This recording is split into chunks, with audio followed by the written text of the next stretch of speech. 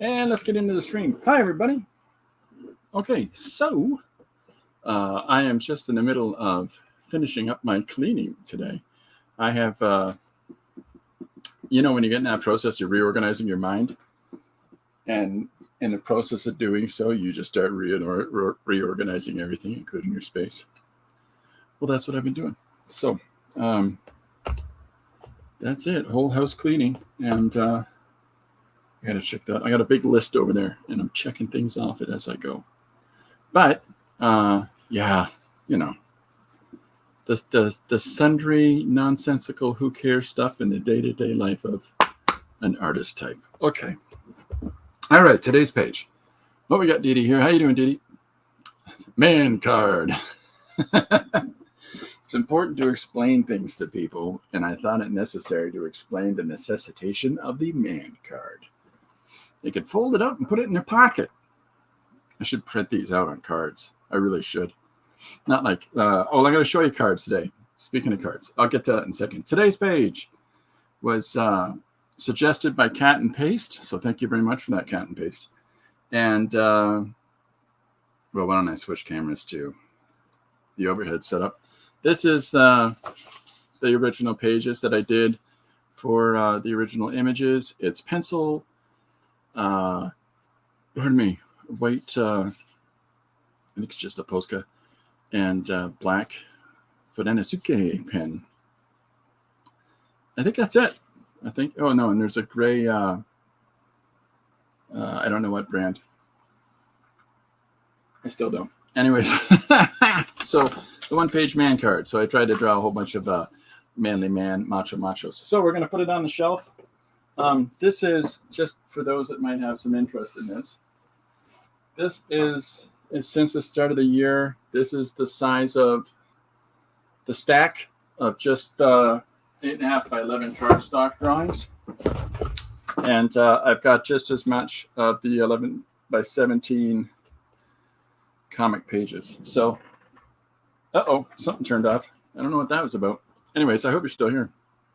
Okay. Yeah, so I want to show you some cards that I got, and some that I got in the mail, which I'm really excited about, and then some that I did. So we'll get to that in un momento. Let's see. Bobby Vet says, as a man with a man card, it's laminated. I prefer looking at the more au naturel manly man, less sculpted and oiled. I love it.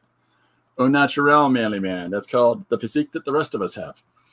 Au naturel is what we call, I ain't going to the gym. So, yeah, that's for the manly man. The man card page is for the manly man. So, here are, just before I get into our cards today, the rest of the pages this week. We had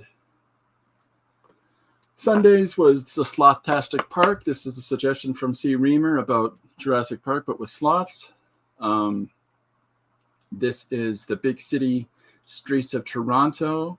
This is an anecdotal thing that Lori and I were talking about that became a one-page card. Lori is my better half.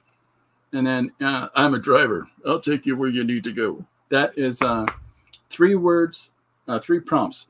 Groundhog, car, and The Hobbit. So that's it. And hello, ladies. This is your man card. Okay. So even the hello, ladies part works because macho men look at each other, go, hey, ladies. So it works on levels. Bob Fett says, I'm reliably informed it's called the Granddaddy Band. The Granddaddy Bod. That's fantastic. The music of choice today is The Grand Pecking Order by Oysterhead. It's, I know that's random, but I always try to tell people what I got playing in my head. So The Grand Pecking Order by Oysterhead is our music of choice today. The band is actually Trey Anastasio from Fish, Les Claypool from Primus, and Stuart Copeland, the drummer from The Police. That's an insane band. But, okay, Janet says, hi, Christopher, and all you one-page comic fans. How you doing, Janet? Okay, so we've got Some cool people with us today. I wanted to show this. This is something. Let me get this out of the way. By the way, I have fixed the lighting setup in my studio. I have fixed the miking setup in my studio. I have fixed the organic setup and camera placement in my studio. Now, before you get too excited and thinking that I'm organized,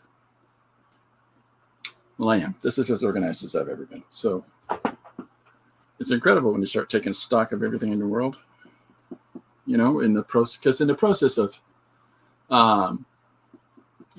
of getting ready for this book and all the stuff that has to be submitted to the publisher, it is, you know, a lot of having to get your whole thing organized. So these are some cards I got in the mail recently. These are cards from Mr. Jim Luhan and promoting some of his animated films. And, you know, a lot of fun. These are some, I'm in love with these. This is a fantastic way to advertise your projects. I love these two films specifically. Charlie Rossman's voice work for this conspiracy theorist radio jockey had me rolling. And of course, Counterclockwise in Foreverland is just a phenomenal film.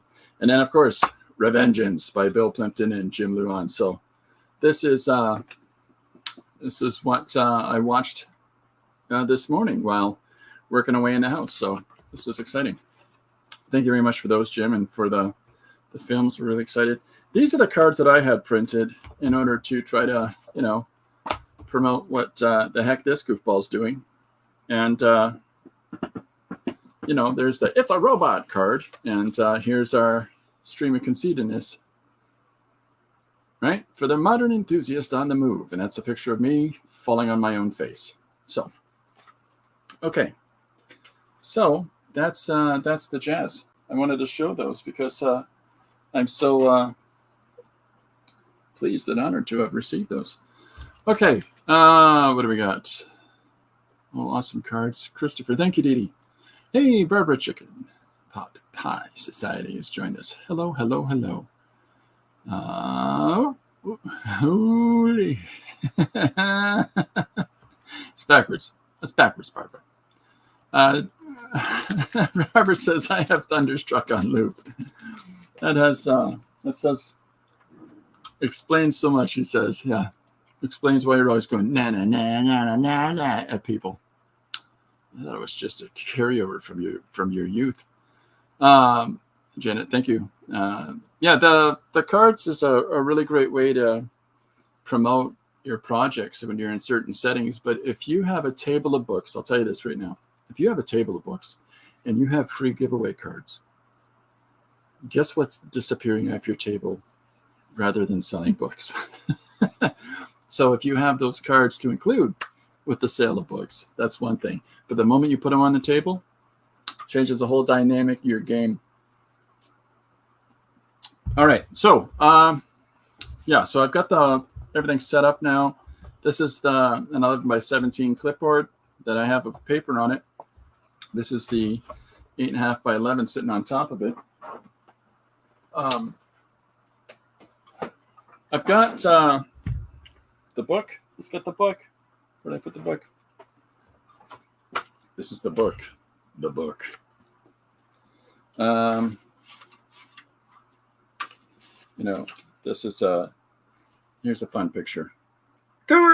That's my expression for that. Okay. All right. So in the course of going through the suggestions, I write them all down and do that. What do we got? Trying to go back to the earliest stuff. Kremlin has got an 80s action Miami Vice comic. Okay. I don't know. That's just what I looked at. So I'm looking for a thing that makes making pencil mark. Support the arts people. Oh, is that arts people? Leave the free cards by the artist proof. Yeah, that's for sure. Is that anything like putting your cards on the table? That's letting it all hang out. What was I doing? What did I pull out of the book? 80s action Miami Vice. You know, because it's relevant. So this is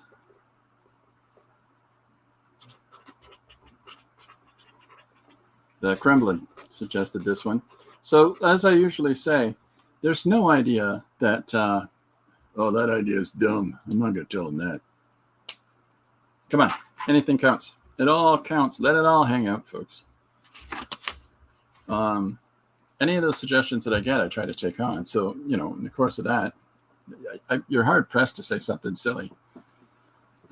David says, you could take the free chocolates, though. That's okay. Oh, yeah. I'm type 1 diabetic. Get them off my table. I throw them at people's children just to teach them a lesson for bringing children to a convention. Isn't that fun? I literally was in a show where the guy at the table beside me was really annoyed by how many kids were at the show. And while my stuff isn't necessarily stuff aimed towards kids, he's drawing your typical superhero fare. I'm like, dude, that's your customer base. What are you talking about? There's all these kids here. Yeah. Show them some of your books. Hey, we got orange paper here. We could work on that. Let's do that. So I've gone through my storage area and no, that's not the spot. I had the spot here. Okay. So I've gone through. Whoops. State secret. Sorry. Yeah. All right. Sorry, Robert. Bobby. So what was I saying? I don't know. Getting this space organized has allowed me to pull out a bunch of different colored 11 by 17 sheets of paper to work on. Sheets of paper, sheets of cardstock, different things to work on, numbers of colors. But, all in good time. We'll get there. We'll get through all of it. So we got an 80s Action Miami Vice 1 page is on the docket for this week. Unless anybody has another suggestion they want to throw at me right now, because I'm good either way. If there's something that you're like, I've always wanted to tell you, Chris, but I just didn't know how. Now's how. Now's the time to do it. Oh, Kremlin's a guy. I thought we were dealing with the Russians. I'm going to behave like normal now. No one's ever telling you the color of the queen's underwear if you let things slip like that. No, I wouldn't tell everybody it's green since, no, you're right. Yeah, Josh Kemble, it's his, so for what Josh Kemble went to a convention and this is kind of how this convention's organized. They wrote Kremble in all of their literature. They wrote his name as Kremble.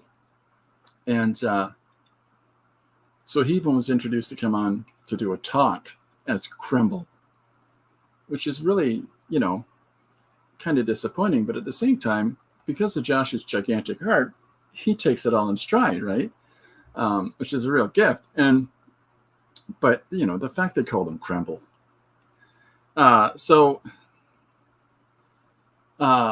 Basically, when he tells this story, so I guess if you want to call me the Kremble now, you can do that. Well, so that's not good enough. Kremble's not good enough. So I call him the Kremblinator, just because I'm a goofball. And so then he's been picking up on the Kremblinator, and the people that watch his streams are therefore now called the Kremlin. So now we're playing off on the whole Russian thing. And he said that when we're trying to figure out what the people on this stream, what are they called? Cool people. I don't have one. But what is it? Runcination. I can't remember. Somebody, if you remember what the things that came up with, that's, Okay, so what do we got? Big blue. Oh, that's blue underwear. I love it. Bobby guesses ginger.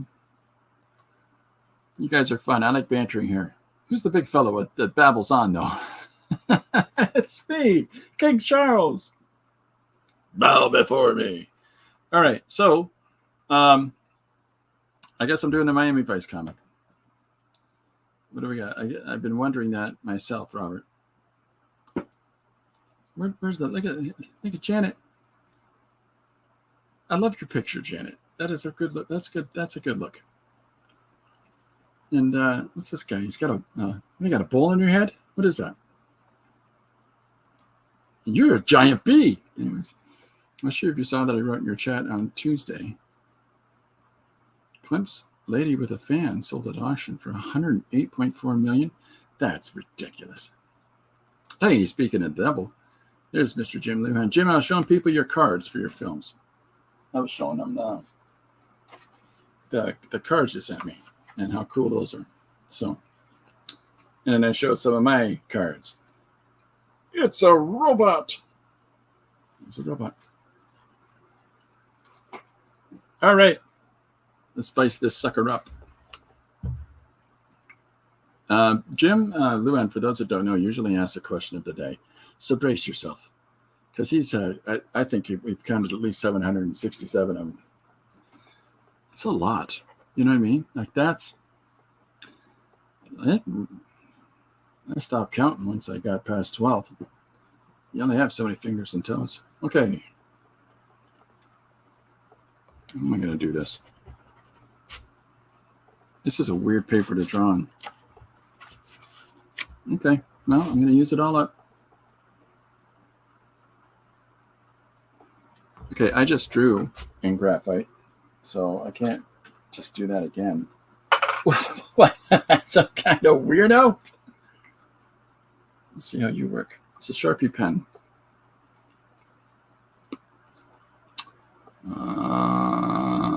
Yeah, the whole thing about Klimp's piece selling for $108.4 million, it is, at this point, absolutely absurd. I made some stickers to your character, Jim, just so you can see what it looked like. Just for you. Oh, that's so super cool. Didi, you're awesome. It's really nice of you to do that for Jim. All right. Okay, so yep, just making sure I'm in camera just because it's the new setup. Read on, balloon. Oh no, he asked if he's a weirdo. I'm not going to contribute.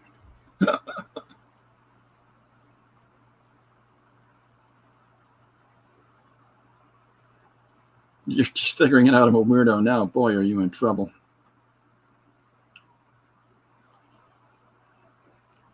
Here we go. Question of the day, number 768. If in school, were you ever sent to detention or the principal's office? Janet, you might as well start this off. Hi, Riri. Question of the day. Were you ever sent to detention or the principal's office? That's our question. Might as well start with Janet. I was called into the office when I was in 3rd grade, back when I was a good girl. Oh, my. Now Jim's trying to get me to incriminate myself and ruin my good reputation. Are you kidding me? I had a tent pitch there. Riri says both. I'm really happy about how fast we're establishing the level we're all operating at. Wasn't sure why they called me in to narrate the school play because I was so loud and the mic was broken. Bob wants some stickers too. I'd like some to say POW and ZAP and possibly KAPOW in primary colors and stars, please. Jenna says the truant officer and I were on a first name basis. Didi says, I can believe that.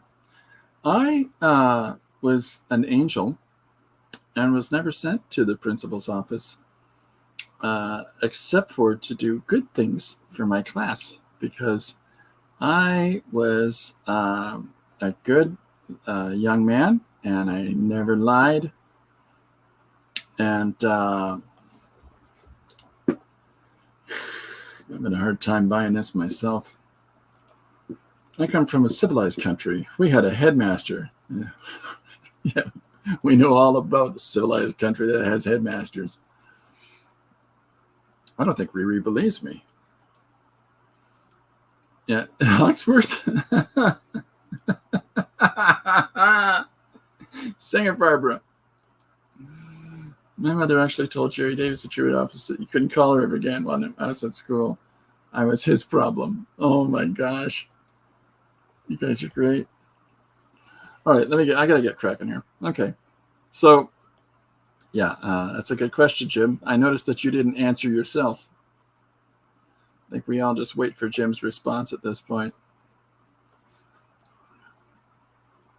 I'm going to find out that Jim got kicked out of the principal's office and sent even higher up than that because he carved his initials in his desk. He was a bad boy. Barbara says, that's right, Christopher did not chop down a cherry tree. How do you know about that, Barbara? How do you know about that? What'd Janet say? Oh, yeah. So good.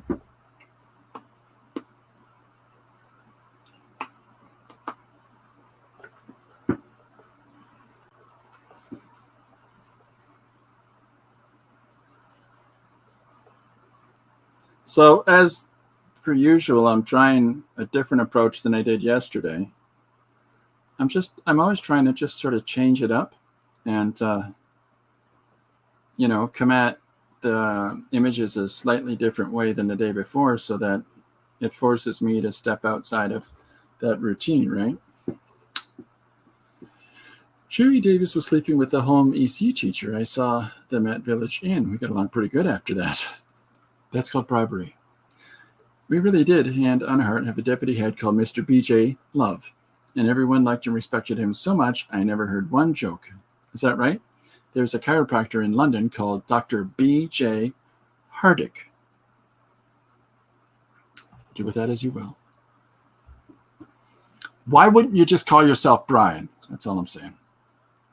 Jim says, yes, and yes, Ed, yes.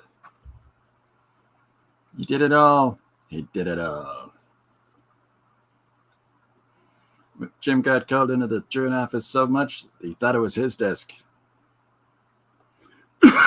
They hired him to hunt down the other kids. He was so good at hiding from them.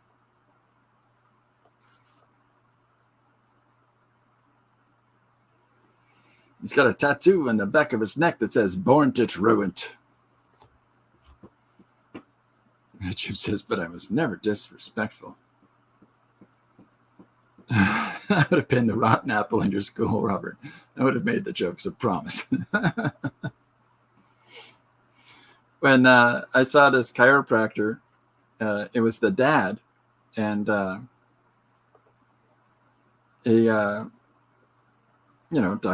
Hardick, and and then he introduced me to his son, who was in the office, and he says, "This is my son, Vijay," and I went, "Oh, okay, hi," and all I could think of is that's kind of an awkward name, and then it dawned on me halfway through an adjustment that my chiropractor's last name was Hardick, and I made the weirdest sound as he's doing this adjustment. I went, ah! Like that was so good because you can't really hold it in, like the laugh so much. Maybe that's where the song Harper Valley PGA originated.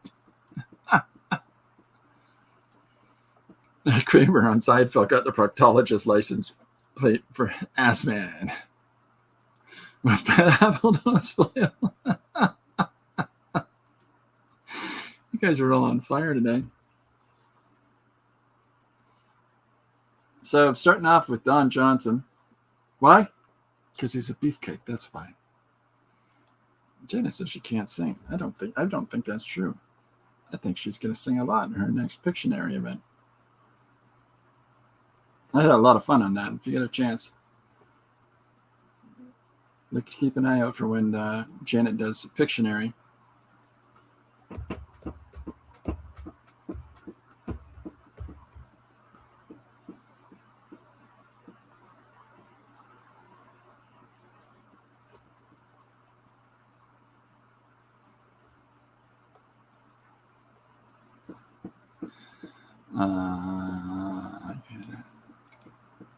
Why weren't you guessing at the answers?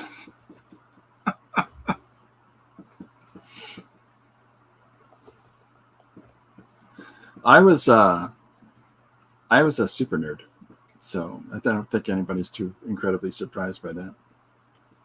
I grew up in a really there was so much competition for who were the bad kids, and I just wasn't on the same level as the kids that were constantly being sent home for bringing in knives.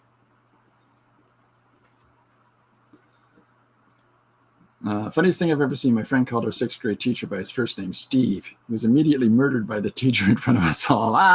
Good times. Why not, Christopher? Yeah. Drawings were bad. Is that keep an eye out or warning, asking for a friend? Yeah, it was just a bad neighborhood I grew up in. So, but I was left alone for a reason.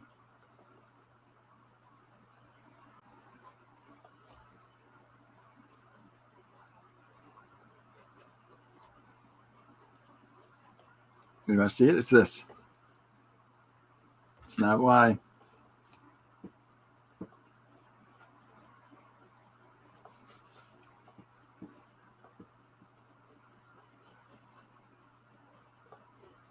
I feel like, for some reason, if I don't get the hair right on these guys, it's not going to sell at all.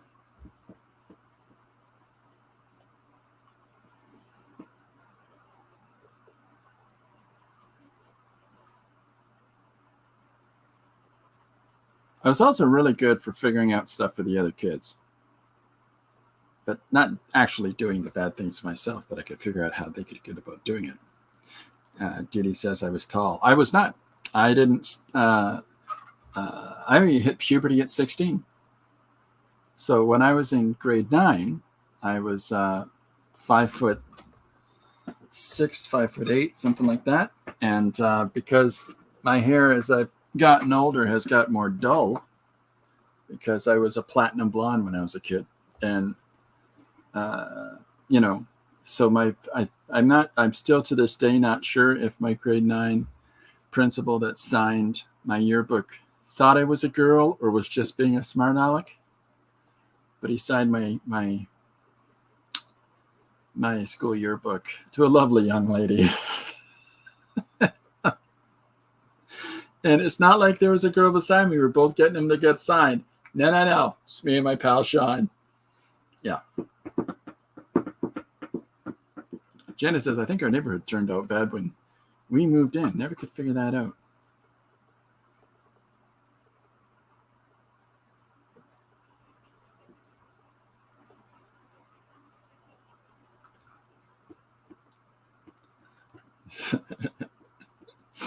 I wasn't tall. Not until 16. 16, I was 5'8". The start of summer, and when I went back I was 5'8", something like Christmas, and then when I went back to school in September, I was 6'2". That was a painful summer. And then I kept growing. I kept growing until I was 21.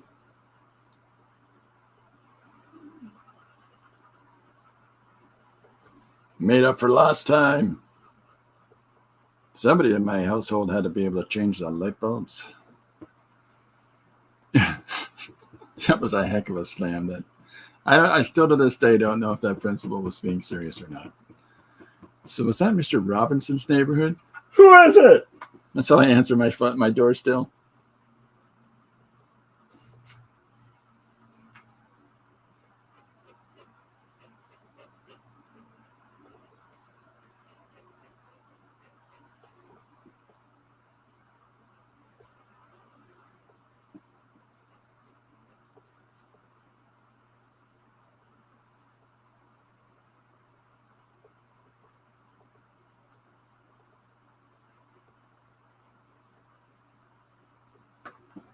What am I missing? I said, Jamie, you grew 4 inches in 1 year. Oh, yeah. Yeah, it was brutal. Clearly, grade 10, those were floods. I used to accuse my daughter of growing until she was 22. Then I realized I was shrinking. Well, I'm shrinking now because I just got measured and I'm down to 6'5.5", or as I like to call it, 5'17.6".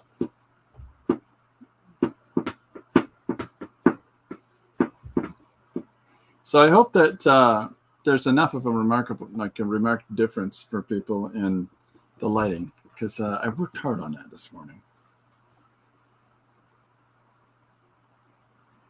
I'm getting a sunburn right now.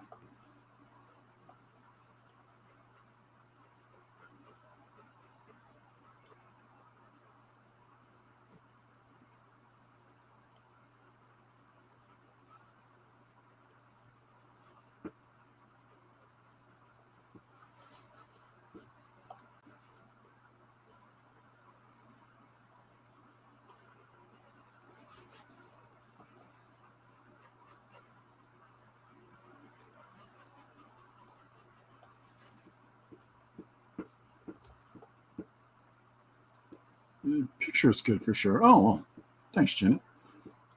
The lighting looks great. I thought it was just that paper color. No, I brightened everything up. Like you could, yeah, everything's brighter now. I rigged the whole setup. It's, I'm at stage 2 now, folks. Stage 2. Chris is becoming a big boy. I mean, I made a man card for everybody else. I'm so prepared for it. I have to send you that. Dee Dee. The lighting's perfect. Ready for my close-up. There we go. Hold on, I'll turn the camera around. Ruby says, I went from 5'7" to 5'5". She was 5'7" at 15. Oh my gosh. Oh, thanks, Deed. That's a truth that is no, that's wrong, Jim. I'll go through it in a second. My oldest grandkid, whose name is Lily. My oldest kid is Jamie, but that's my daughter. Lily is 5'5" right now, and she is 12. And she's just pure legs. Justin Bieber is from Stratford, Ontario, which is outside of London. Ryan Gosling and Rachel McAdams both studied at the Grand Theatre here in London, but both of them are actually from St. Thomas, which is just outside of London, Ontario. But both of them, one is 35 minutes that way, one is 45 minutes the other way. But they're two large towns or small cities just outside of London. Jada says she's taller than me. Yeah, she's not a short kid. Bob says I lived in London, Ontario once. I try and blank it out. Yeah, it's an emotionally jarring and somewhat scarring situation.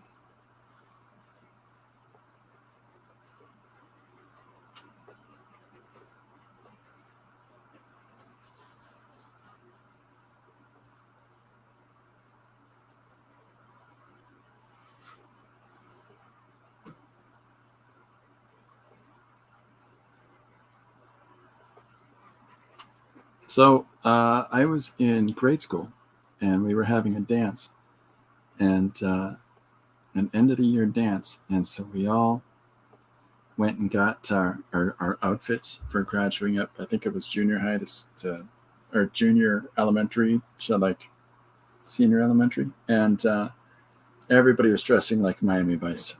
That was really sad. Are you saying the internet is inaccurate? What? What were you digging around on Wikipedia again, Jim? We told you not to do that. Well, thank goodness he was only looking up Justin Bieber again. Or as Jim calls him, the Biebs. Stratford, Ontario has the Stratford Museum. And there is literally 1/5 of that, 1/6, arguably, of the main display is a whole thing about Justin Bieber specifically. It's what's nice is that you can walk just right through it to where they have the fire engines and stuff like that, which is what we did Well, the other half of my grandsons and I did, while the other half of the family was stuck looking at pictures of the Beebs. They had really interesting things happen to them in life. I lived in both London. Your Thames is considerably smaller. Both smell bad, though. Yeah, the whole region around here is clearly, settled by people from Great Britain, because you've got London, Ontario, Thames River runs around it. There's Stratford, Ontario. There's St. Thomas, Hamilton, Kitchener. All these places are all named after Britishness. It's a tragedy, really.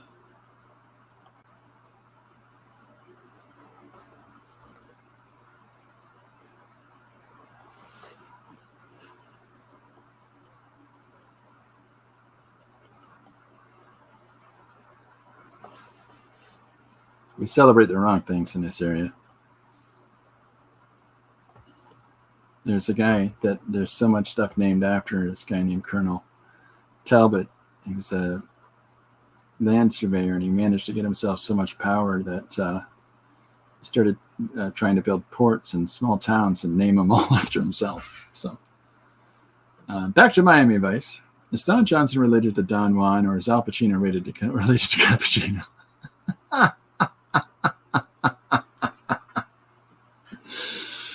Let's everybody just process this for a second. Al Pacino is related to Cappuccino. Oh, now we're going to have a drink. Beebs is dreamy. I love his tattoos. He went to Real Effect to find expensive tattoos who could make ink look so cheap. Did he? Am I doing it?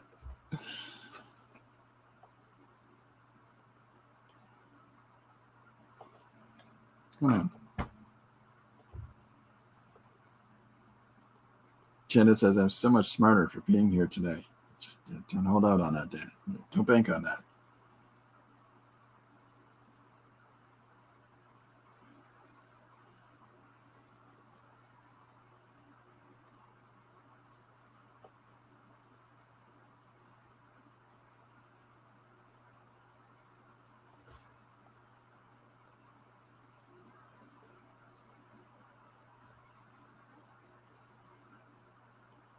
Gotta get that stubble in.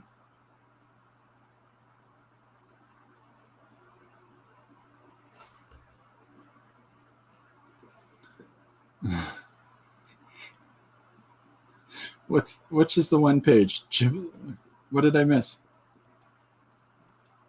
I'm so much smarter for being here today. Jim's comment above. Hold on. What is it? Statue of Liberty.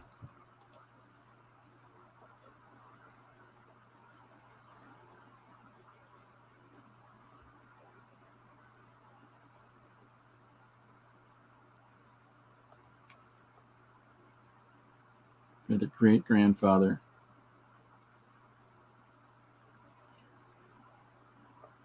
Carrot Top, Lord help us all. Put your name right underneath that, Jim. I wrote your name right underneath it.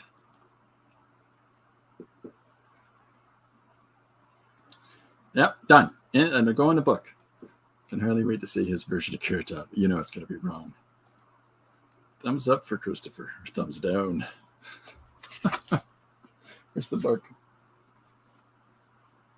Where the heck did it? See, that's why you write it on Post-its. Because I always set... There it is. Put it in the book.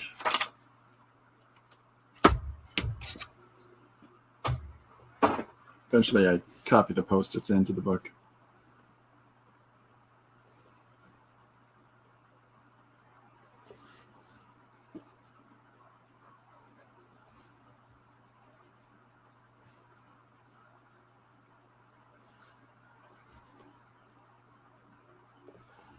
I don't think I've seen Miami Vice since it was on television.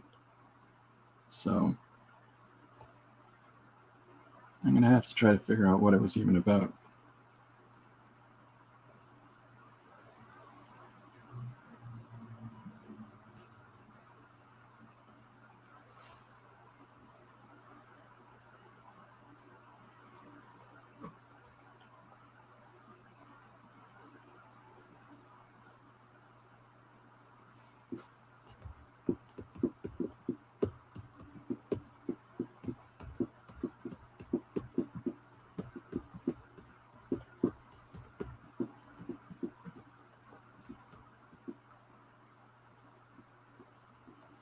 It's coming.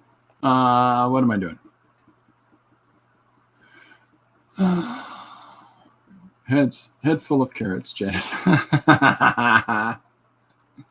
Don't organize. The comments in the iPad.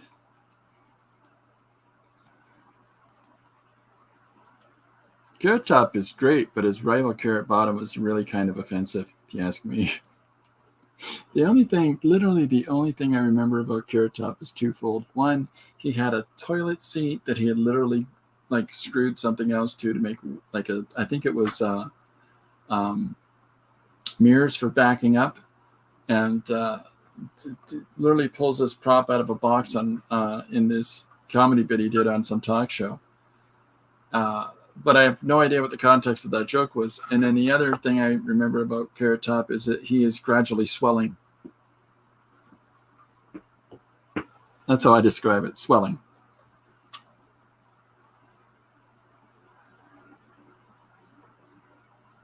It's almost like he got picked on so much he started jacking up just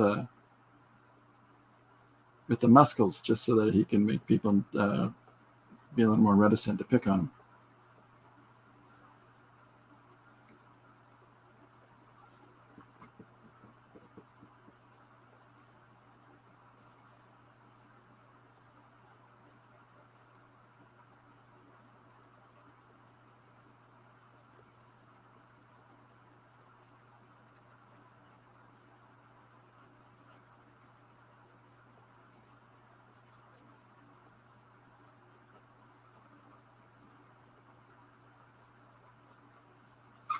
Okay, what am I missing?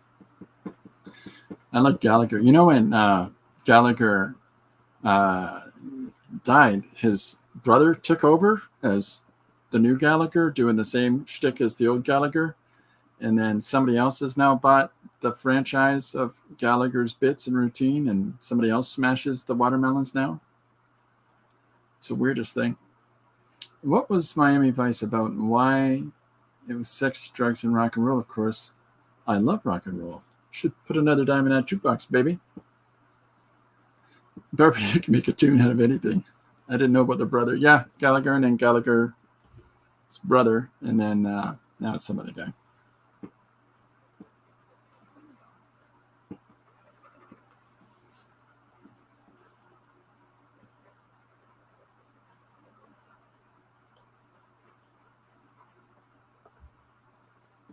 So one of the things that we're going to be doing is I'm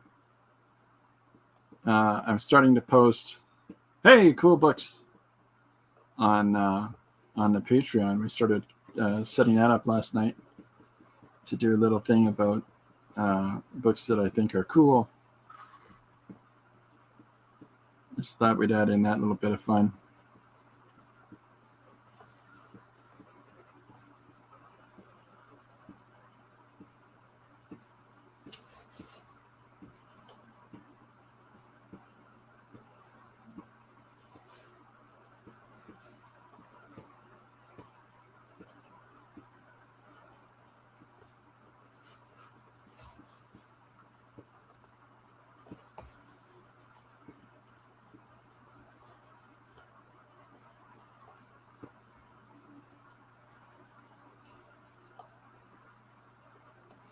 What am I missing? That isn't right. Yes, it is. He's the first Gallagher. It wasn't real. The second one's a clone. It's true. It's his brother. They're not human. They're from Mars. Oh, you think they're just harmlessly smashing watermelons? Oh no! It's far worse than that. And then when this one dies, the guy that's taking over the franchise now, he's also a Gallagher. Cool. Isn't the Iceman coming to the spy who came in from the cold?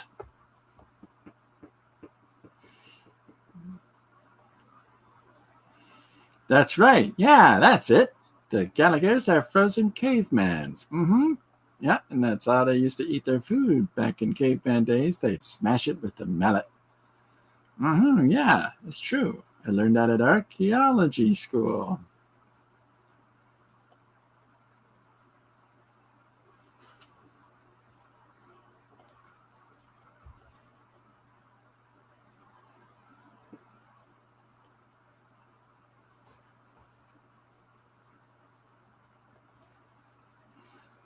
I have to stop sometimes and count the fingers.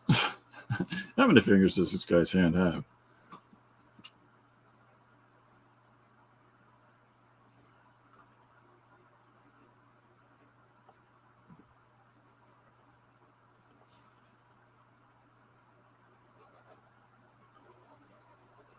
Crockett and Tubbs, that was their names. I've remembered that much.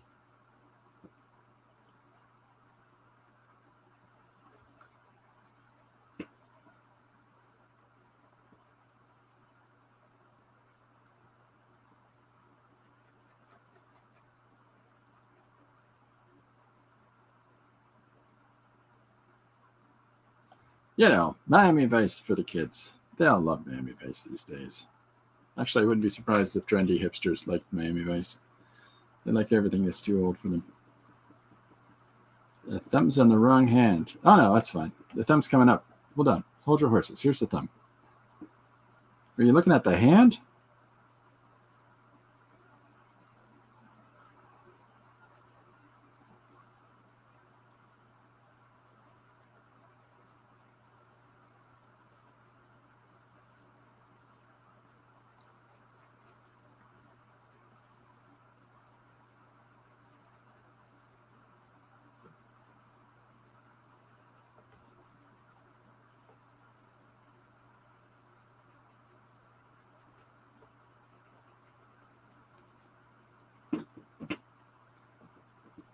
Wrong sides.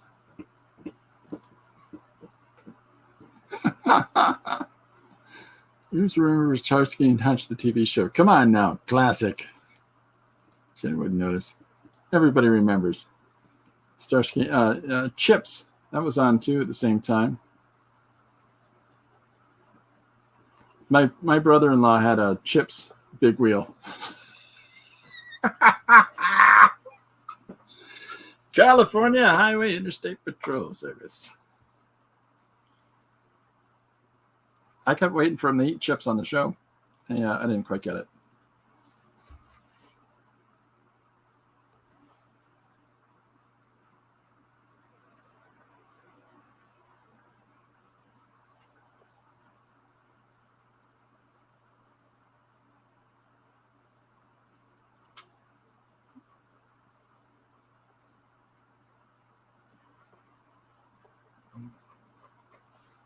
It's a little stretch because of the perspective I'm on. I got to figure that out.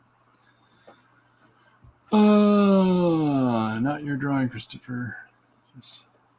Oh, I see. Just saying in general, artist drawing him wrong. Oh, I see.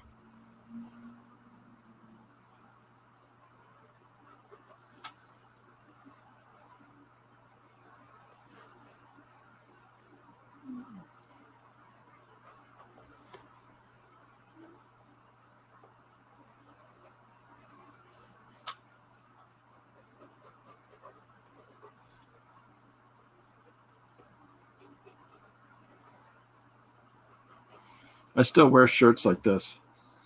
I like shirts that have like 3 buttons at the top, but the rest of it's just a pullover shirt. My wife watched Quincy when she was young. I think she must have lived in an old folks' home. Buddy, I watched Quincy. What do you mean? What's the problem? Hey, come on! These guys are gonna die. That he was in. Everybody gives George C. Scott this riff. Again, relevant. Gives this whole riff about being this overly intense guy. You need to watch one episode of Jack Klugman doing Quincy, and you realize how he got away with it. Because that guy was the most intense dude, explosively, any given moment. He was the perfect foil. He was the perfect counter to Telly Savalas's "Who Loves You, Baby?" The guy's just chill and calm the whole time. Who was that again?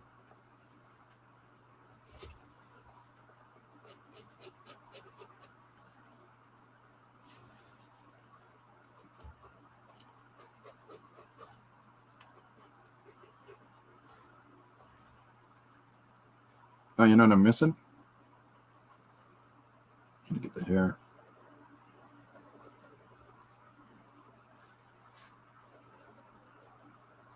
Ah, the 90s, huh?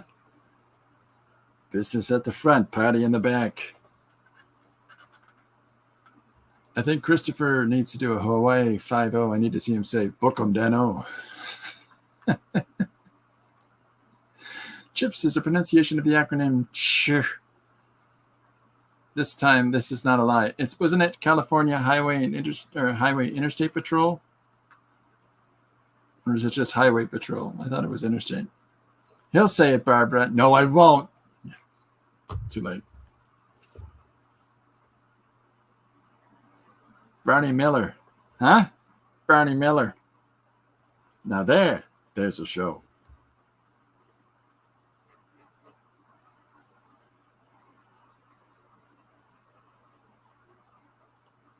One of the first shows, by the way, Barney Miller, that openly had gay characters on it. That made no fuss about it at all. At all. Just two supporting characters that were regularly on the show happened to be gay. They just happened to be gay. I mean, the characters were written. It was part of their plot lines. They were both real estate guys, also con men.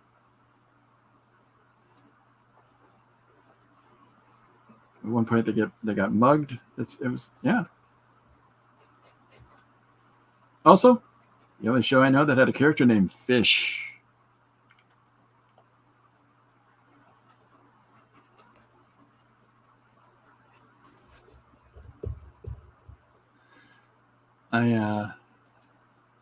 Barney Miller was good. Yeah, Barney Miller was great. I've watched whatever my dad watched. We didn't get a choice. Did your dad ever? I love Fish from Barney Miller. Oh, you have to. Did your dad ever say to you, "Sit down, you! I can't even see the TV"? Did he do that? And then your mom said, "Oh, honey, leave her alone. She's just, you know."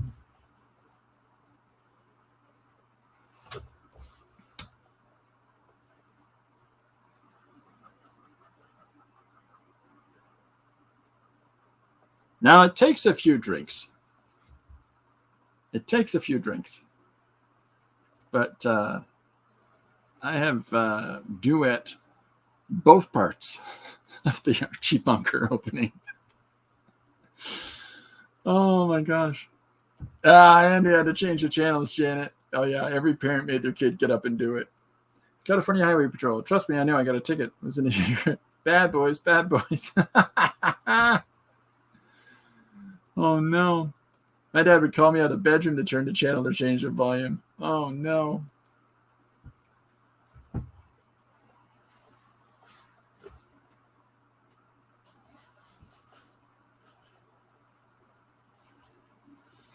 really excited for this one because I get to draw everything in pastel colors.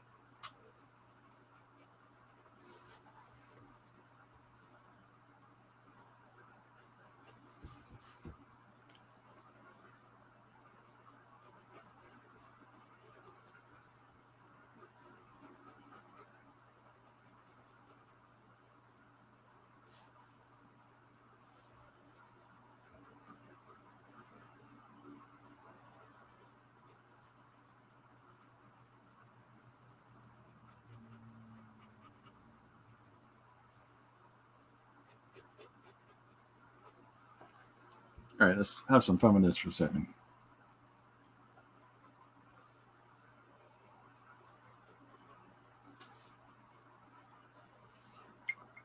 What am I missing? Do it all over again, however. Yeah, television's insane now. Love it. Bonanza. Lauren Green. Look where Lauren Green's from, Jim. That is the first TV show with openly gay characters. Oh, you said, openly. Never mind. He has to have on a white suit. Oh, yeah, you betcha. Or a pastel blue. I like Bonanza. Oh, yeah. Michael, it's not Michael. Is it Michael? It's the dad from Little House on the Prairie. Michael Landon.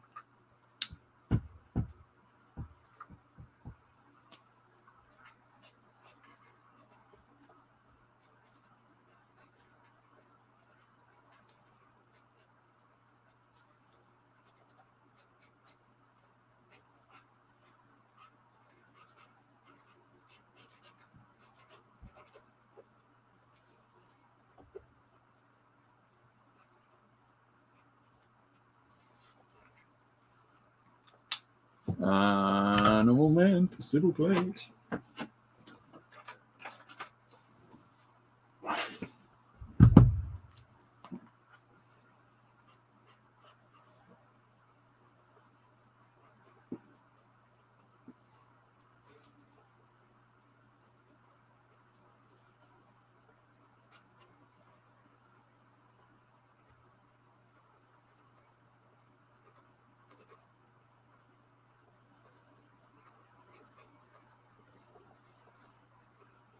How's that?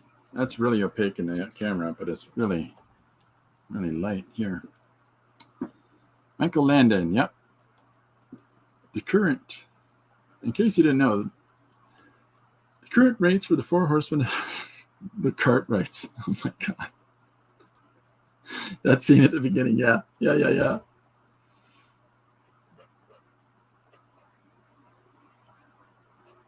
Well, it seems to be the problem. I'll tell you what the problem is. So I remember every episode of it having somebody has a problem. Don't you worry. Lorne Greene's going to solve it. And then he's going to go off to space with the Mormons.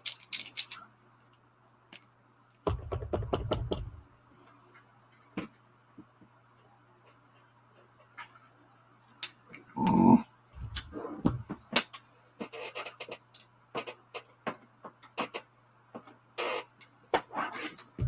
Grumble, grumble, grumble.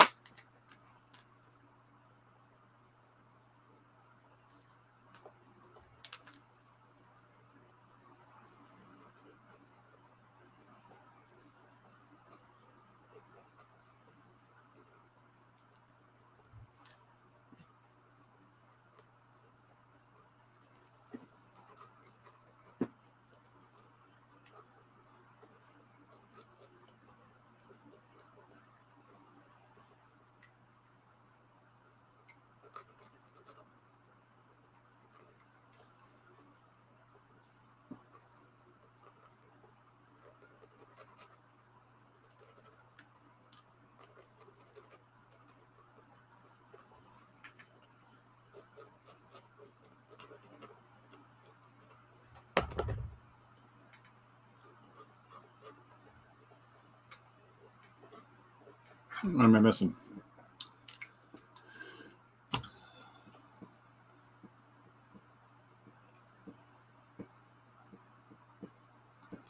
The claim we had is as good as gold. Bonanza, hand in hand. We built the land, the Ponderosa Ranch. Now, the wagon train. Boy, the way Glenn Miller played. Come on, Barbara, join in.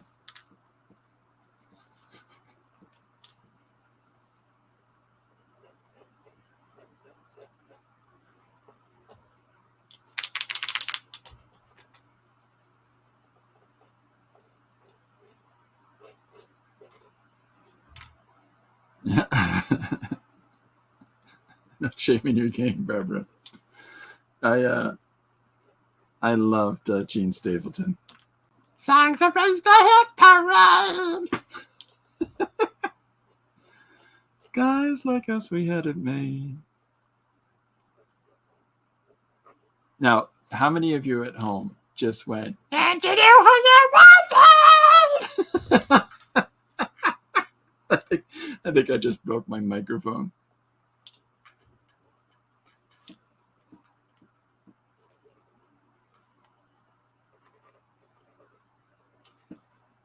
Written by a Canadian, by the way. Written and directed by Norman Jewison.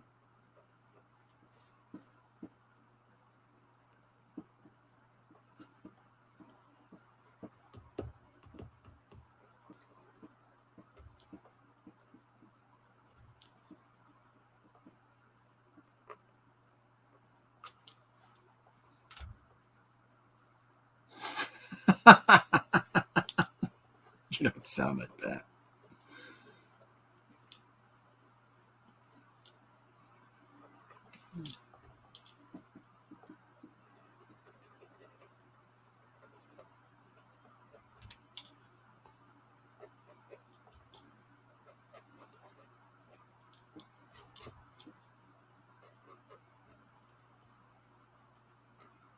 This is really absorbent paper, and it just feels like as soon as I put marks down, it just disappears.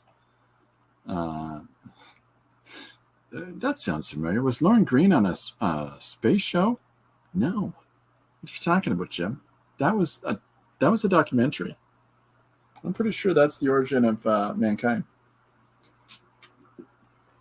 Ancient aliens.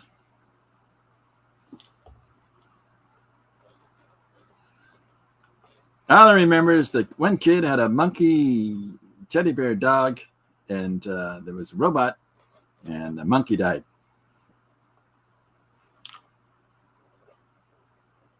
Also, space Mormons.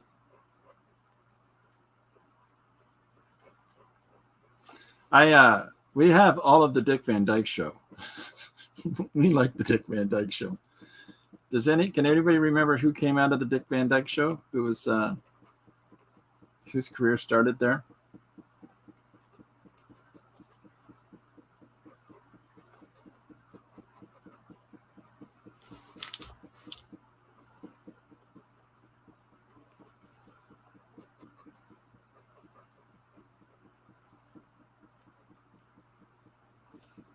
Yeah, buddy.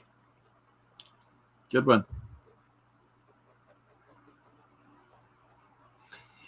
Who came out of the, not Ron Howard, not Andy Griffith, but who was the other person that really, well, that's, except for the mechanics, who was the other person that came out of the Andy Griffith Show?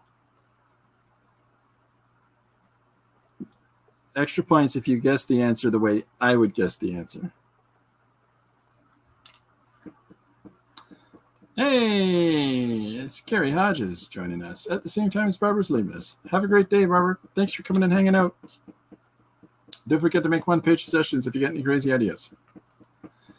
Gin Neighbors, yes, but that's not who I was thinking of. Well, golly, that's a good answer.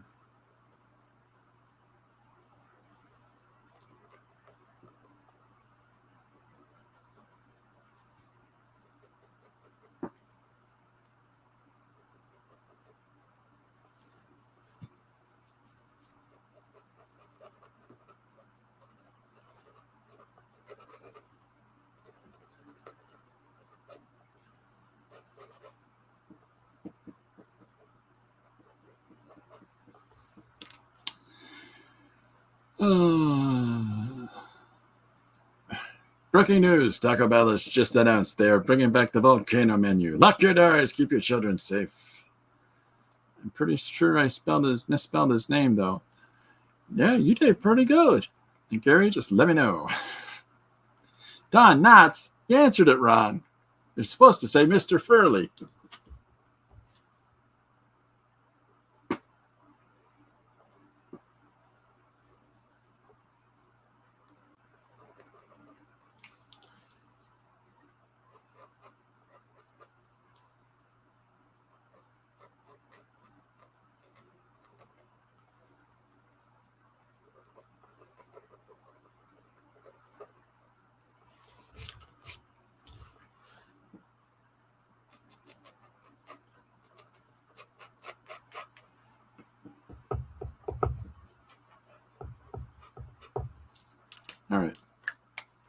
All right. Didi says, we have a local family-owned Mexican restaurant. I can't remember last time I went to a Taco Bell. There's a fun game that Lori and I play. It's called Want to Eat There? No. It's a Taco Bell? No. Burger King? No. I'm starting to think she doesn't like those restaurants.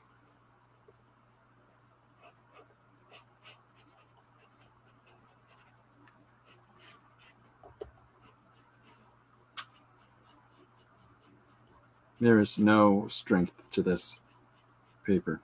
Just pulling up so much of it as I put marks down. I'm taking the paper up. And it's really, really aggravating.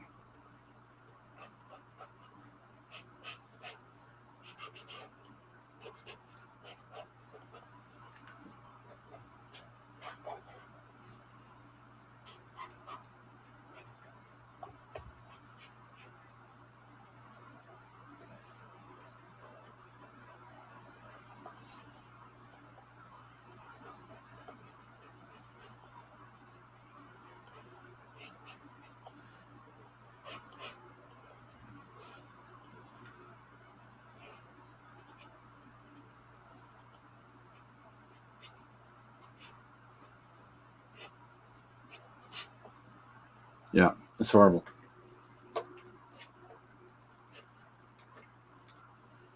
Oh, well. Okay. What am I missing? Okay.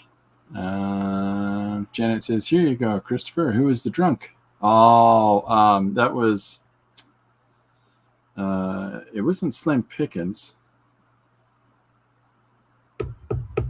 Oh, I know this. Okay, I have a question of the day to work on Artcasters. Name a perfect 5 out of 10 food. That is a food that's not good nor bad. That's merely adequate. My example, a saltine cracker. What's your favorite cracker, Gary? 5 out of 10. Neither good nor bad. Name a middle of the road. Neither good nor bad food. Bland, lifeless, nobody likes it. Jim says fried zucchini. That hits the bad column for me. Corn. Corn is a number 5. Cauliflower is way down my list. A chocolate turtle is 10. Thanks, Yvonne. Welcome. It's got to be a turtle. Yvonne, has it got to be a turtle to have the 10? Can it be anything other than a turtle? I'm just saying hi. Corn's a good answer. Is it corn on the cob or is it corn off the cob? That's a qualifier. It's a big qualifier, one way or the other, folks. We're not talking about no mamsy bamsy, typical whatever corn. Hold on, over here. And over here, you. Let's see if this does something for me. Yeah, it's doing something. It's giving me the angina. That's what it's doing. I don't know. That's a good question, Gary. Middle of the road. Pork chop. Pork chops.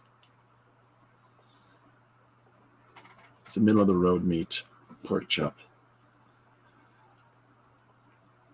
A Mars bar. Pizza's a 10. Marshmallow anything is a 10. Oh my God, you people still here? Where have you been? It's like crack in here. We're talking about 5 out of 10s. What's your favorite 5 out of 10? What's the most 5 out of 10 food that you can think of, Bobby?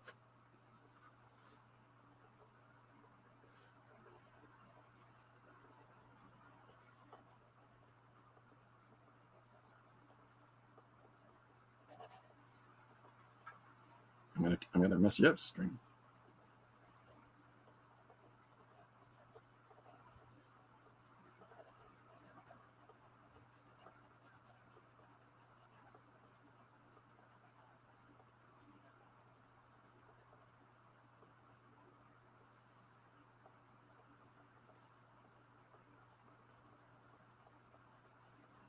Pork chop's the only thing I can think of. I think pork chop's the most boring. Yeah. Janet loves pork chops. You've never met anybody so successful at killing a pork chop like my ex. It was the stick it in the oven and that's it. That's the effort.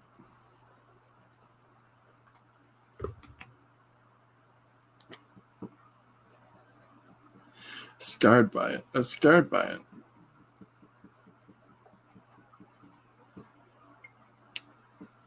All right, enough of this. Let's do some dubs.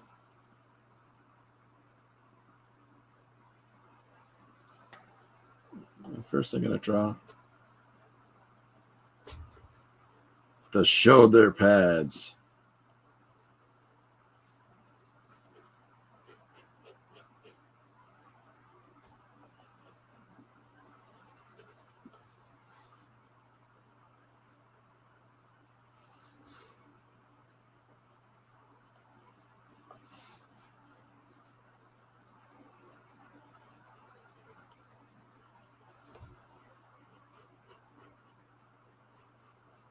Yeah, good pork chop, I suppose it's good, but I think it's the most boring of all the things you can cook.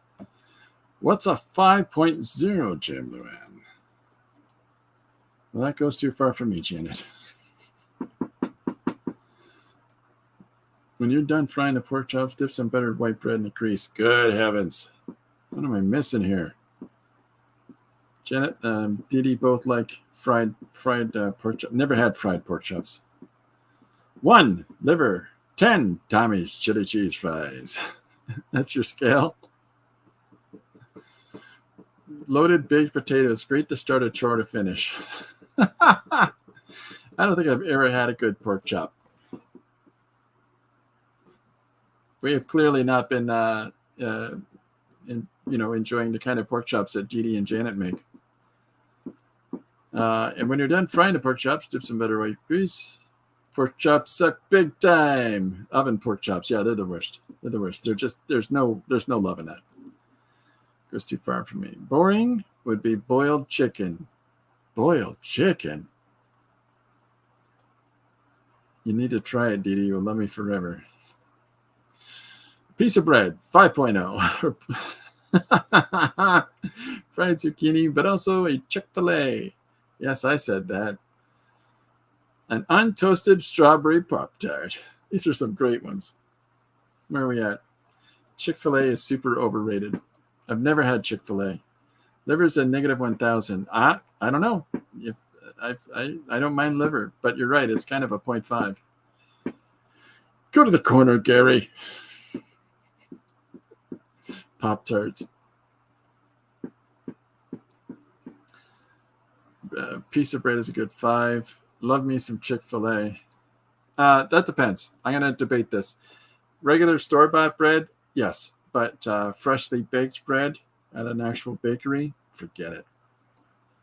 Can't eat pork chops. Hereditarily Jewish on my mother's side. Yeah, that's why. I thought Chick-fil-A was okay. Then I had Popeyes. I think I've already told people about the Popeyes bag of grease.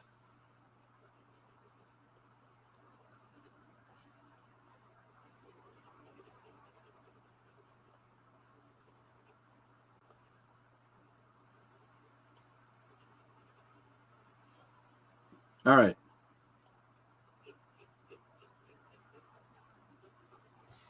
We'll fish color him in a second. But first, let's try some tips. Johnny's in London makes the best liver. Yeah, I love going to Johnny's. Johnny's is great. We go to Johnny's after because we go to North Park, so we go to Johnny's right after every Sunday. Like a slice of Wonder Bread's a 5. Good sourdough or something is higher. What about a rye bread? Huh? Rye bread. That oy vey. Raising Cane's pretty good. I don't know what that is. Is that a restaurant? Or is that a John Lithgow film? Look it up. See what I did there.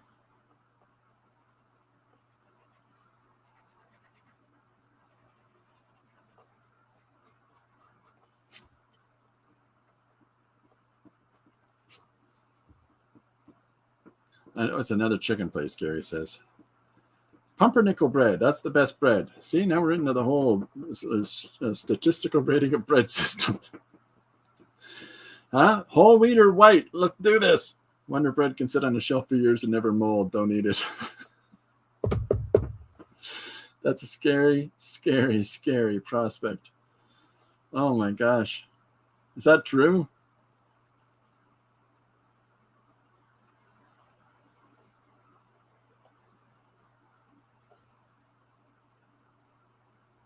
That's not good at all. That's good for nobody.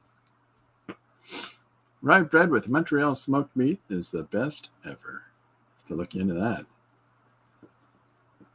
that. He uses it in craft projects. For real.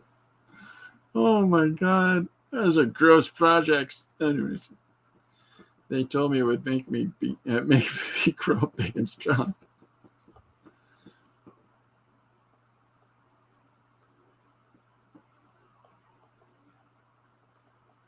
That's one thing that you get asked as a tall person, by the way. What did your mother feed you to make you that big?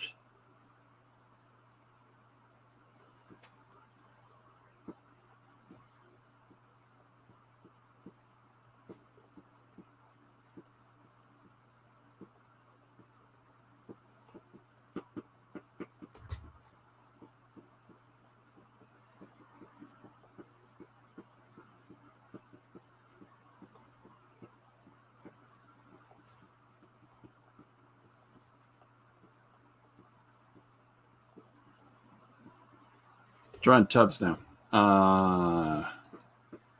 It can be made. It can be made like clay. Don't eat Wonder Bread. I'm a whole wheat bread guy.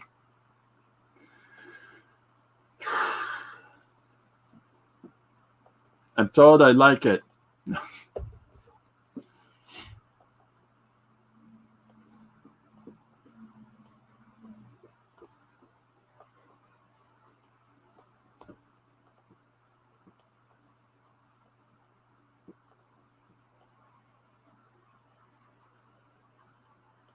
Does anybody ever know what happened to the guy that played Tubbs on Miami Vice?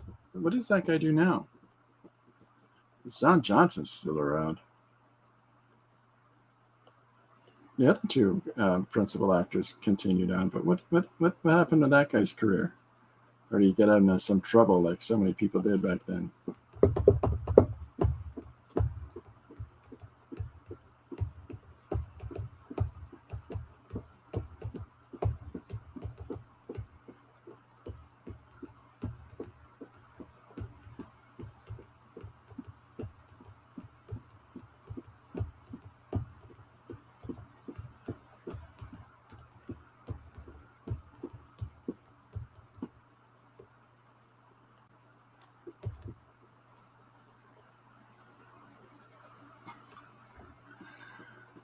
It's a misnomer that white bread is bad for you. Just Wonder Bread. Dee Dee really hates Wonder Bread.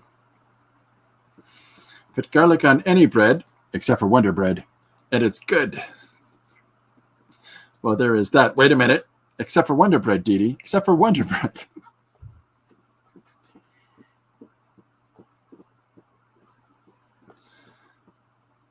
Is garlic the counter to Wonder Bread?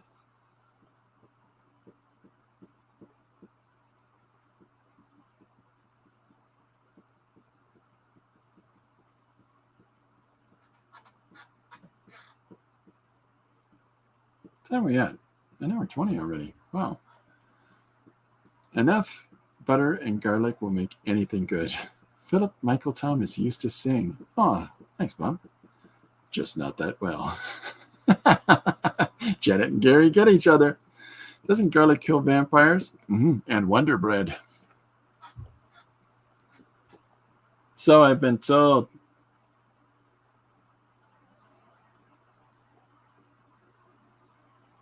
Can you eat Wonder Bread if you're a vampire? Asking for a friend.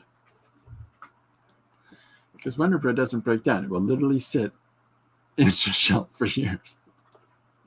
Unless it's near garlic. If you've got garlic on the same shelf, what's this longevity done?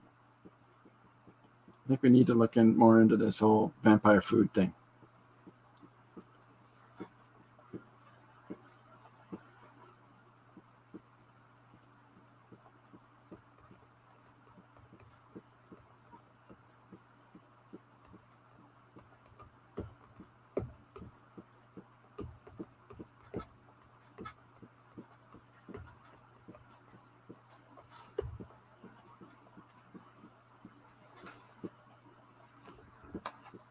Doesn't kill them, Jen. It just warns them off. There's a show we tried to watch. Oh, I can't remember what it's called. It's on Prime. My wife and I tried to watch it because some of the actors that are in it have been in other shows that we've watched on K shows, whatever, K dramas. And it's about this immortal vampire, this Korean vampire that wants to become human and find his one true love. And we both recognized immediately at the end of the show that that's it for us, because it was quite literally the dumbest thing ever. And he was trying to eat bowls of garlic to make himself human at one point, and this sort of helps the mind. It was so bad. Janet says, I'm going to buy some then, Dee Dee. I'll be prepared for the zombie apocalypse. You know, you can kill zombies with bread. I'm just saying. Bread's a 5. Back to the 5 out of 10.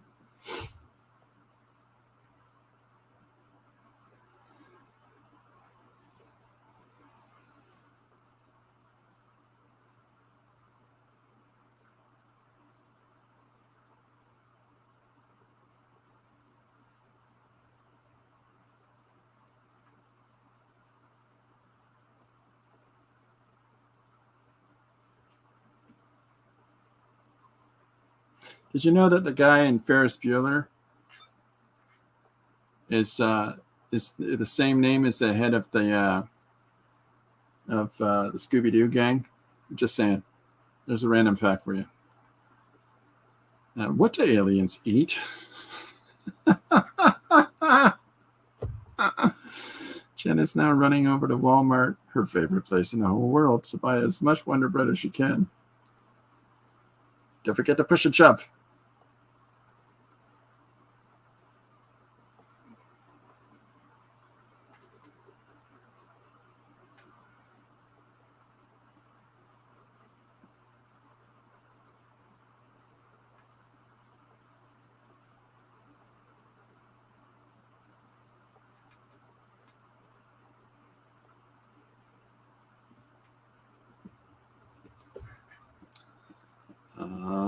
Jim says, garlic, kill vampires and your chances on a date, especially if she's a vampire.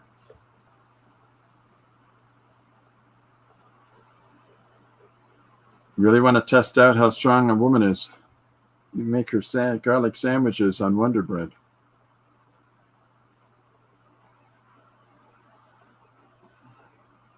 You got to stalk her, invite him in, and give him a Wonder Bread sandwich with garlic in it. Huh? That's how you stop him. Glue plus Wonder Bread equals clay.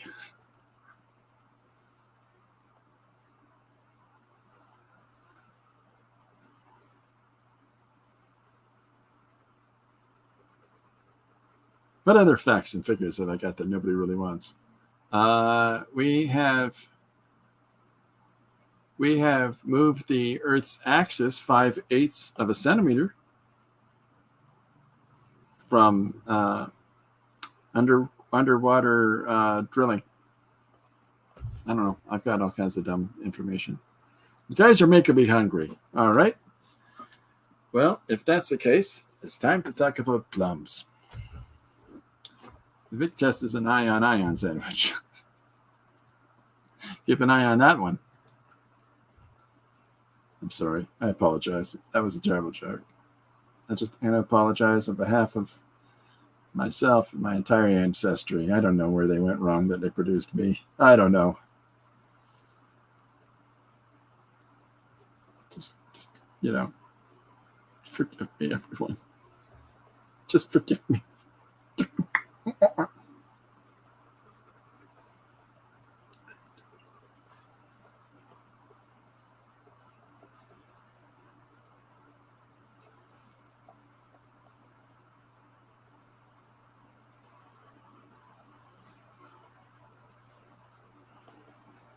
This is an awkward one, but the Tubbs guy on Miami Vice has really nice eyebrows. Don't chew in front of an onion sandwich, or just one onion. Don't chew in front of Janet, Christopher. She will faint. Well, what if I chew while holding a ruler? That'll bring her back. My dad's uncle famously used to eat raw hamburger and raw onion sandwiches. I'm assuming he died a bachelor. Yummy, says Ivan. And the food poisoning. Botulism.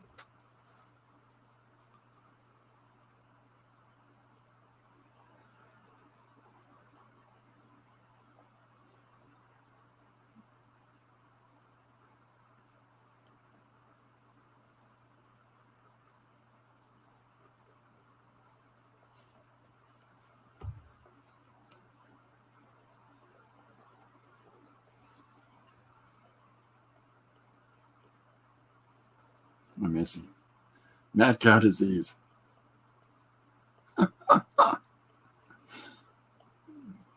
Cows get such a bad rap, man. It's only because the Scottish love the sheep too much that they don't get a closer look. Huh?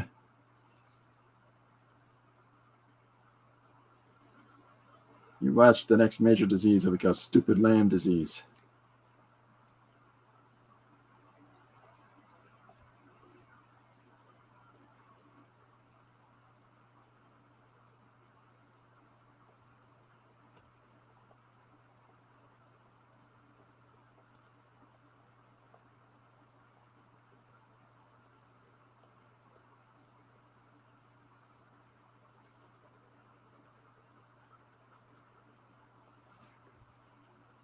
What am I missing?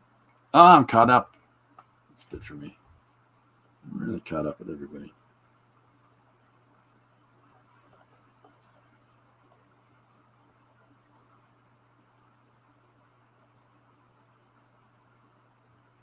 So has anybody got any big plans or anything, big projects they're working on right now? Anything anybody wants to tell anybody else about? I have to, here's some fun, okay? Just in the course of your creative journey, right? There's those little sort of things that you have to learn about and have to pursue in your journey. I mean, I hear, well, this one he's talking about Etsy and the chore that was in comparison to how you can post things and solicit things today. Boy, oh boy, what a suck festival. No, I'm quite pleased that they've improved on that. But in the course of your own creative journey, in the course of your own developing skills as you go, I mean, think of how much transitional change has been in being able to post items and objects. But how much has it changed the whole? Nowadays, everybody's got a podcast. Everybody's got a thing. Everybody's got one of these channels that chats about comics.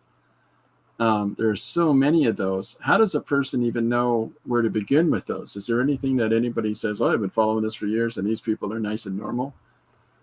Because outside of, when I first found out about the Artcasters broadcasts, I realized, oh, these are guys that actually do comics and, actually are creative artsy fartsy types that are actually sitting here chatting about it and interviewing other people that do the same thing.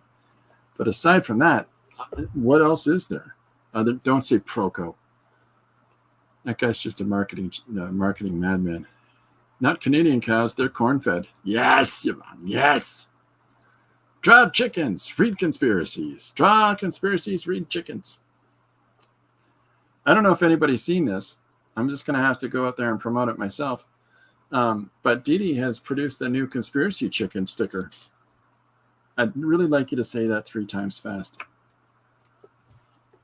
I'll wait. You're welcome.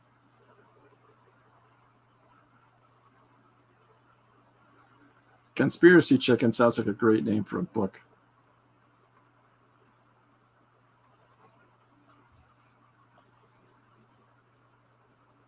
Because it has all kinds of association with it, right? Chicken Little associations, right? Conspiracy chicken.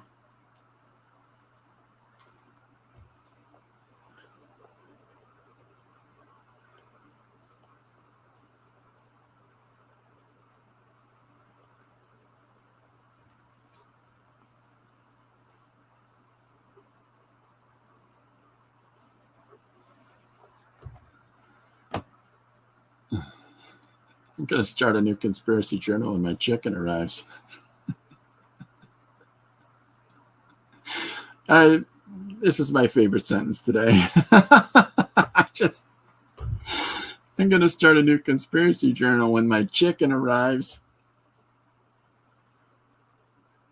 Let's just let that soak in for a moment. Just for some reason, that sentence kills me. I'm a pretty basic person. I think we all understand this. Yvonne says, I thought it was a rooster. There's roosters. It might be confused, Yvonne. It's a male chicken. That's what roosters are. They're male chickens. Chickens are chickens. Roosters are conspiracy chickens. Huh? There's more to them than meets. Well, I guess you can clearly see that there's more to them. But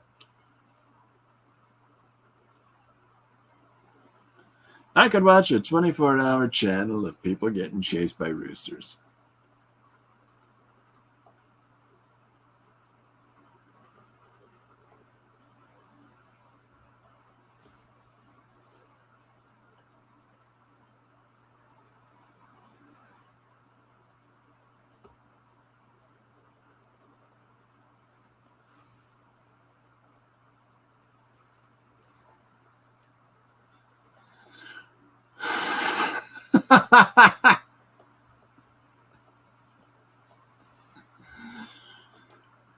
Well, I identify as a turkey. A turkey, purple turkey, and my pronouns are gobble gobble.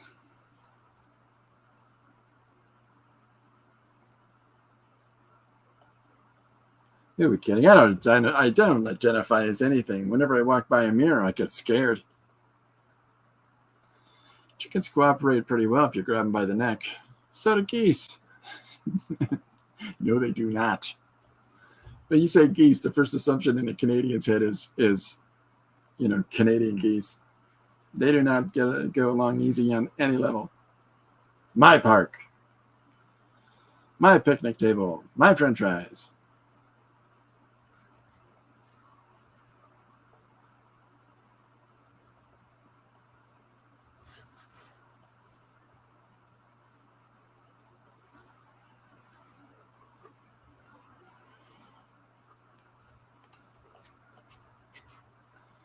So geese.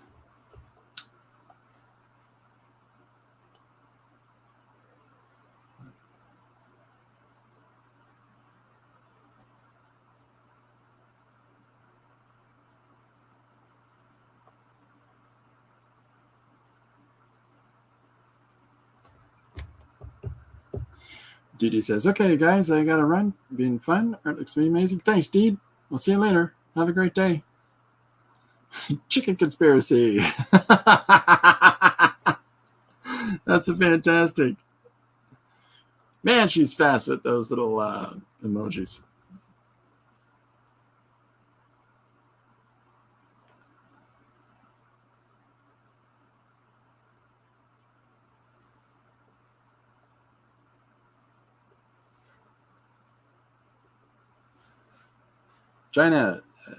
I'm always trying to make sure I get the eyes right on people.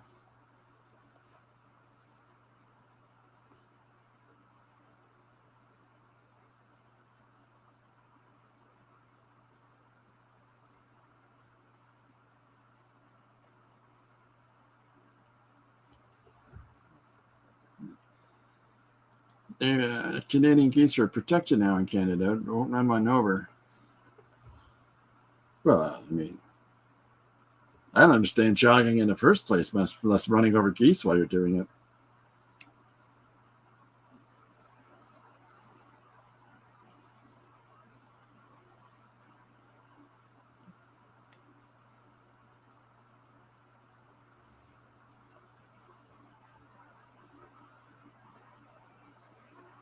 We're in Huron Heights, and behind our house is all kinds of trails along that meanders along the river. And there's a certain spot where when the geese land there, that cuts the trail in half, because literally these geese in this spot are really territorial, and you're not going across that trail without them coming after you. It's a lot of fun. Running over Canadian geese will cost you your savings. Uh-oh. Oh, no. I'll have to break Charlie, my piggy bank. He prefers porcine bank.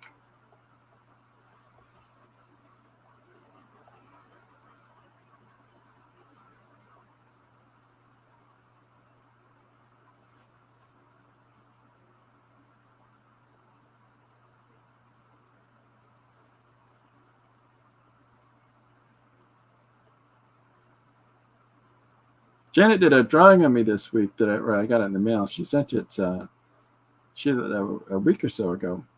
Or it wasn't Janet. I'm so sorry. It was Rachel that did it. And I showed it the other day on the stream here. And I really like it. It's kind of nice. And the reason I'm thinking of that is because when Lori saw it, she said, "Hey, she got your cheekbones right." You know, that's what I'm drawing now, the cheekbone. Janet says, "I have hordes of them in my yard every day. Would you guys come and get them and protect them, please?" It's the same ones, Janet. It's the same ones. It's just they like to go down there and harass the Americans for certain parts of the year.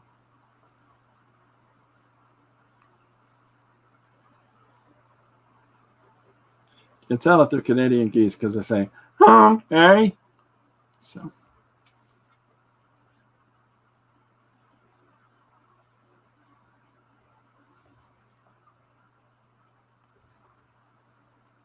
All they do is eat my grass and crap. It's just like my kids. Some of that, part of it.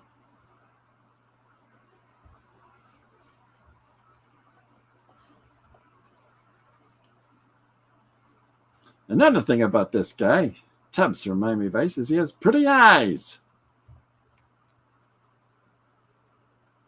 Okay, here's a fun question for people. What? Don't look this up.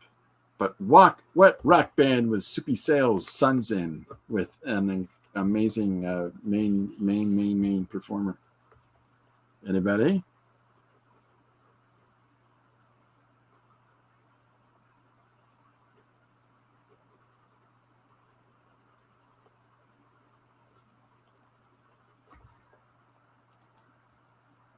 Janet, they're fertilizing the lawn for you.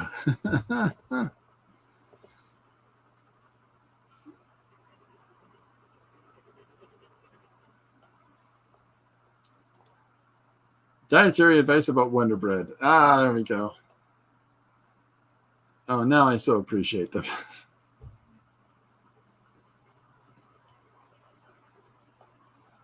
You got the healthiest lawn in the entire area, completely covered in crap.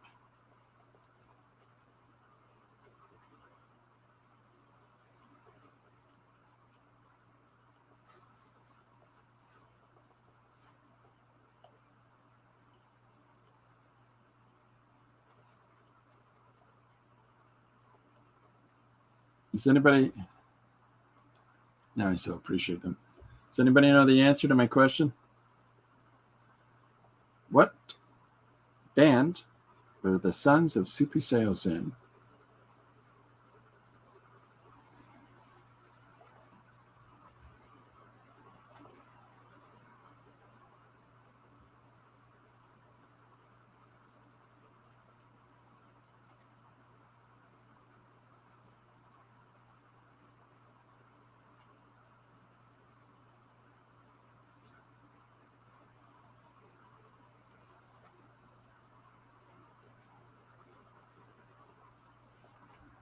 Janet says, I don't know.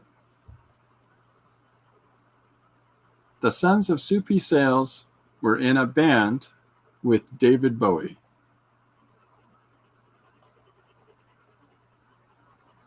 And we're not talking about before David Bowie got big either. Does anybody know the name of that band?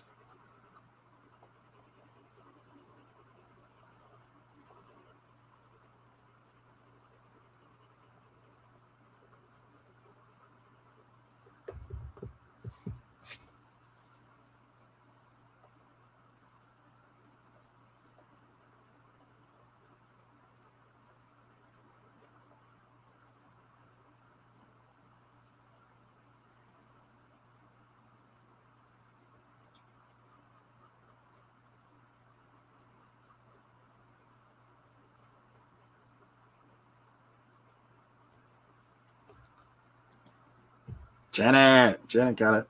Did you look it up, Janet, or did you know? I'm not that smart. I looked it up. I know, but when you think about it, Soupy Sales sons? was, I think, the thing that most people said when they looked at the, you know, the list for that album before it came out. He's in a band with soupy sales kids?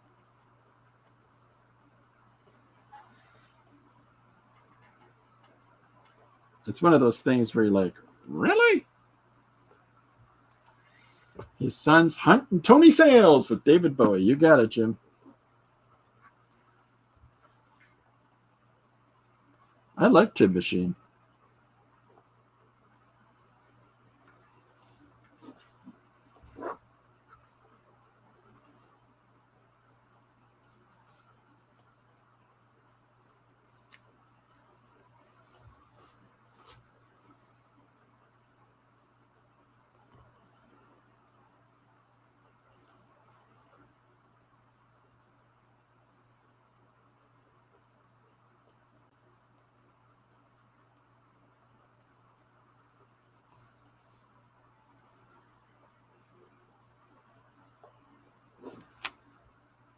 Yeah, Tin Machine was one of those funny things. There's a cartoon television series called The Venture Brothers. And in The Venture Brothers, there's the head of the organization of evil in the world is called the Sovereign. And it's David Bowie. And, so whenever the guys would go into the Sovereign's quarters in order to tell him, sir, something terrible has happened.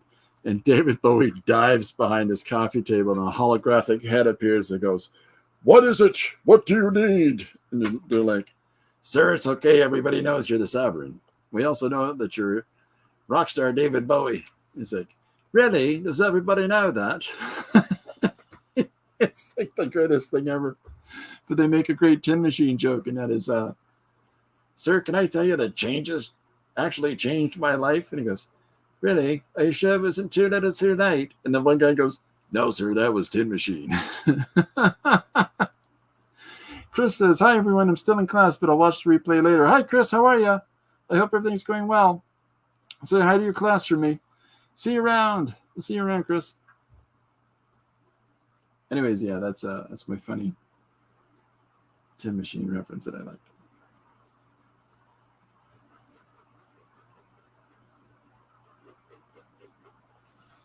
All right, we're almost done. Tubbs, it's 1:45. We'll wrap up in a few. Let's just finish this dashing looking fella's facio. I've drawn him at the wrong scale, clearly, but that's a beautiful thing about Photoshop. Fix it. So.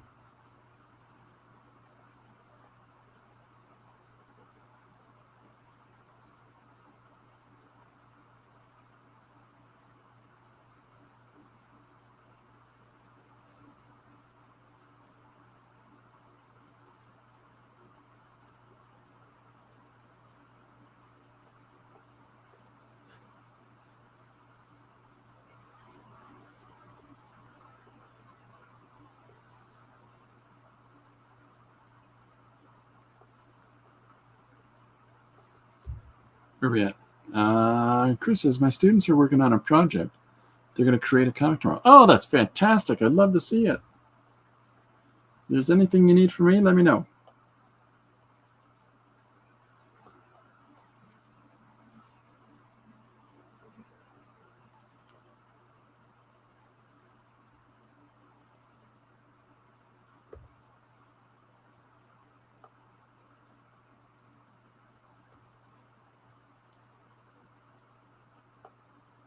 Yeah, I think he's coming together okay.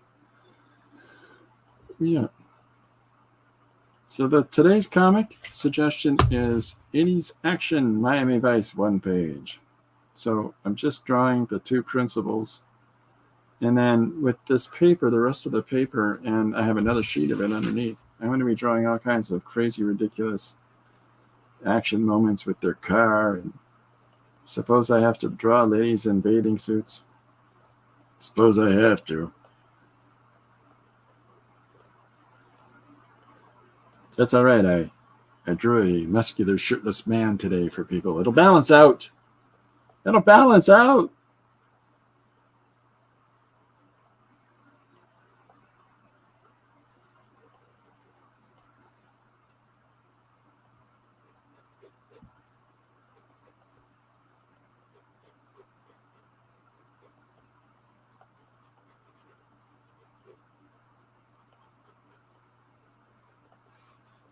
Anyways, today's music, before I forget, was Oysterhead. Oysterhead. Just like it sounds. The Grand Pecking Order. If you haven't had a chance to listen to it, please try. It's crazy.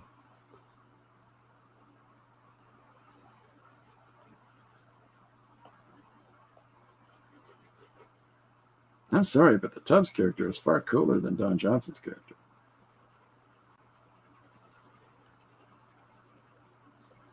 All right, let's finish this face. I've lost my pen. I dropped it like forever ago and just left it.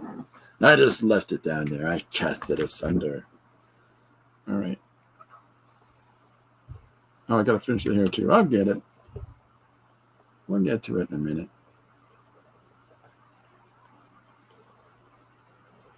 So I'm really happy that I found these China markers in Toronto,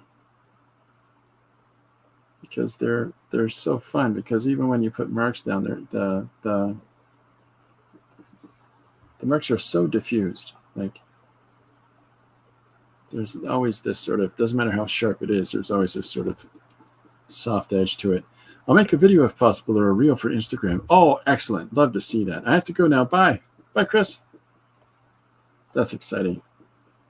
It's a bunch of nice kids.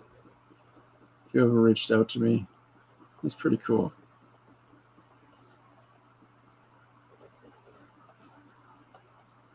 They did a bunch of comics already, some of them. That's kind of awesome.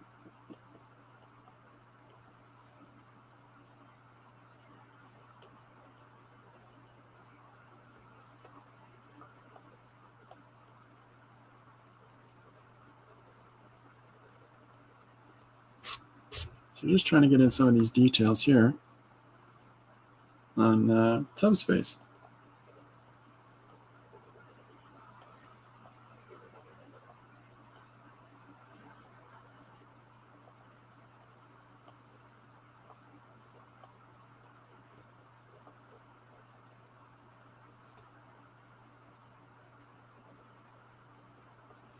The pressure that you put on these pencils gets you a more opaque line. That kind of, I like that. I like that it gives you that. There's some modicum of control in there.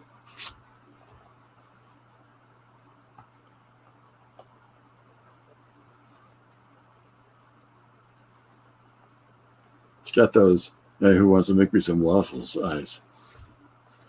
Yeah, that's how I describe those eyes.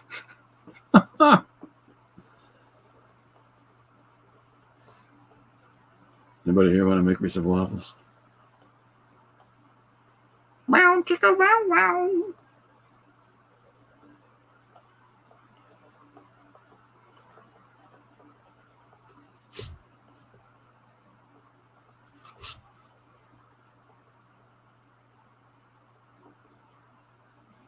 It's kind of, it's sort of a strange, when I'm drawing, I try to keep in mind the highlight points and leave the pencil marks or ink marks or whatever medium I'm using away from those, so that I can eventually put that down, the opposite. So long, Bobby. Oh, you're saying goodbye to that, Chris. I'm catching up. It's okay. That's okay. I'm working on it. It's not like I gave away your real name. Prince Charles. He's the king now. King Charles. Charles in charge of Britain. Anyways.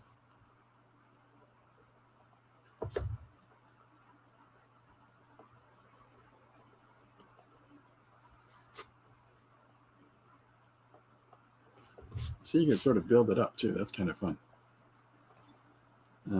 Paul says, those drawings are too good, I quit. Stop it, Paul. Paul, I've got a pretty fantastic new sponsor that I'm going to have to show you tomorrow. I found him through Jim. It's pretty great. But I got a new sponsor for my my streams here. Everybody whatnot and who's in this place. Jim says, I have to go now. I have to stay 300 years away from Paul. Court ordered. by Paul, by everybody, by the judges. Well, now that I got this cat's face down, I think I'm going to sign off too. So today's page is going to be 80s Action Miami Vice. For those that are here that aren't, in the crazy usual a gang of kooky people, I love you all very much. If you've got a crazy idea, but for whatever reason you're reticent to sort of say, put it in the comments. There's really no such thing as a crazy idea. It's just what your idea comes down as. I might not do it that way. Let's just start there. But at the same time, it's worth throwing out there. It's kind of a fun process. Also, if anybody else that's watching sees any one-page ideas that they come across, like if you want to do a Miami Vice one-page comic, please do it. I love that. I love the idea of other people's takes on things, because it's not going to be the same. One person is not at all going to do the same as the person beside them. Do you find your streams are getting weaker as you get older? No, but they're far more frequent. Like, I'm here five days a week. I'm up 5 days a week. You find your streams are getting weaker as you get older. What do you mean?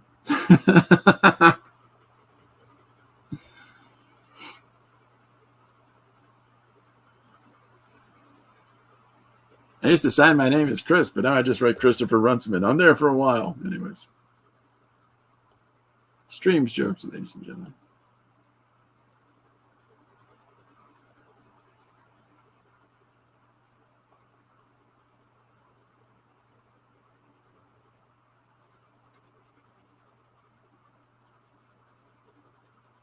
I know that's a bit of a ridiculous way to do the hair, but I kind of like doing it like this, so it gives a little more depth to it instead of just a flat black field, right? Right, Chris, that sounds great. Whatever you say, Chairman.